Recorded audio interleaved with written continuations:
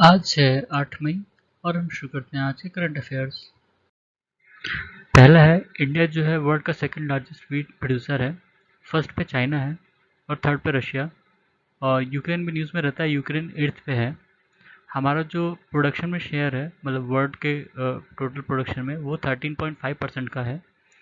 और पर हमारा जो एक्सपोर्ट है वो 1% से भी कम है। ग्लोबल वीट एक्सपोर्ट में हमारा अ, जो परसेंटेज है वो 0.54% का है। ठीक है, सबसे ज़्यादा रशिया का है। उसके बाद आजकल काफ़ी न्यूज़ में है जो सेडिशन लॉ है, देशद्रोह का। ठीक है, वो सेक्शन 124A, ये आईपीसी की धारा है। ठीक है, उसके अंदर उसके तहत होता है।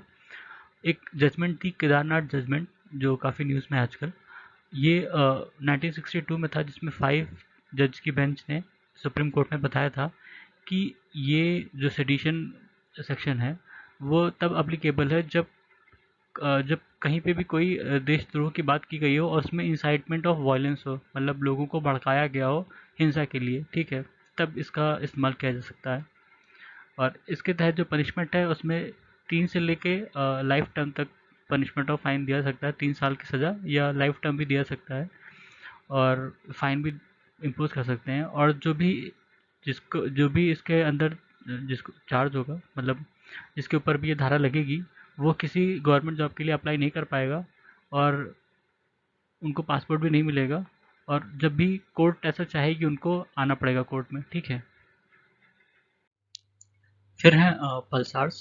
पल्सार्स का मतलब होता है पल्सेटिंग स्टार। ठीक है, ये एक तरह के न्यूट्रॉन स्टार होते हैं जो बहुत तेज़ रोटेट करते हैं और दो पोलराइज्ड रेडियो लाइट एमिट करते हैं। ठीक है, दूर से देखने पे ऐसा लगता है कि कोई ऑब्जेक्ट है जो पल्सेट कर रही है, मतलब जल रही है, बुझ रही है, जल रही है, बुझ रही है। क्योंकि ये रोटेट ऐसा करते हैं कि इनकी इनकी टाइमिंग इतनी अच्छी होती है कि वो उतने ही सेकंड बाद फिर से वो लाइट दिखती है। ठीक है, तो इसीलिए ऐसा लगता है कि कोई चीज़ जल रही है और बुझ रही है। ठीक है, इनके एनर्जी सोर्स पे इनका कैटेगराइजेशन किया गया है, जैसे rotation powered Pulsar, accretion powered Pulsar और मैग्नेटार्स। ठीक है, उसके बाद नाहरगढ़ बायोलॉजिकल पार्क, ये जयपुर में है, और जयपुर मतलब राजस्थान।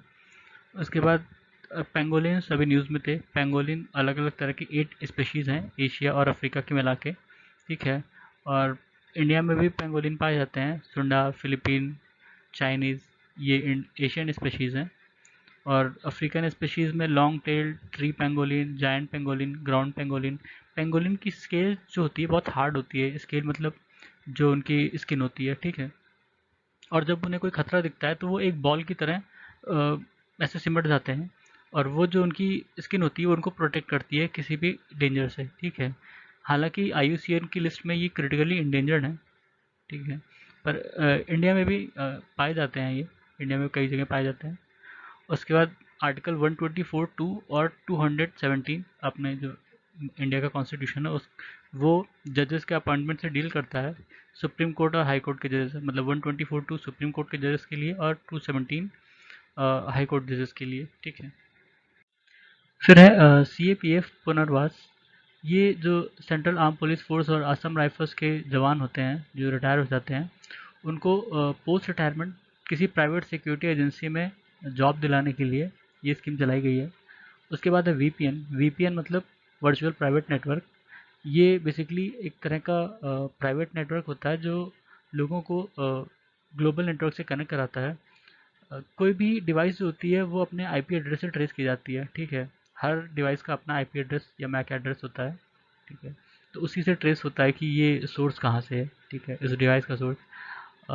VPN क्या करता है, मतलब IP एड्रेस को मास्क कर देता है। मास्क मतलब एक तरह का हाइड कर देना। ठीक है, और डिफरेंट डिफरेंट रूट से कनेक्ट करता है, एक तरह की प्रॉक्सी बना देता है कि पता ना लग पाए कि ये कहाँ से सोर्स आ रहा है। ठीक है, बहुत मुश्किल होता है ट्रेस करना, लेकिन कई बार ट्रेस भी हो जाता है। ठीक है, और कभी कभी इससे इलीगल काम भी किए जाते हैं, मतलब ऐसा सुनने में भी आया है, जैसे हैकिंग वगैरह होती हैं। ठीक है, वो भी VPN का यूज़ करके ही होता है।